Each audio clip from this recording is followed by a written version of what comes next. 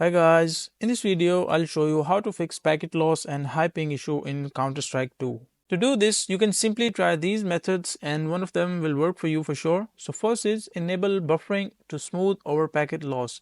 So you will find this option in your game, so you can enable this option as you can read here and change the value from none to 1 or 2 packets, and that will slightly reduce your packet loss and maybe smooth your game.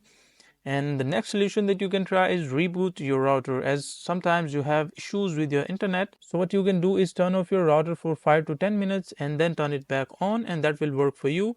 After that, what you can do is update your network adapter drivers, as you can update your drivers in your PC or your device, as when you have outdated drivers, so that may cause some issues with connection. And after that, simply reset your internet setting if you still face the issue. So to do that, what you can do is open command prompt on your device and simply put these instructions: ipconfig release, flush DNS, renew, netsh int, IP reset, netsh winsock reset, and after that your setting will be reset, and try if this works or not. After that, what you can do is use a wired connection, as when you are using Wi-Fi, so your connection is not that good as compared to the cable. So try to connect with the cable and then try. And after that, turn off any background app which is running in your device, as that may be using your internet, so turn it off. And at last, what you can do is try a different server location, as when you are far from a server, so that may be a problem to causing a lag and high ping in your Counter-Strike 2. As you can read here, servers that are geographically closer to you may provide a more stable connection. So that is a simple process of how to fix packet loss and high ping issue in your Counter-Strike 2.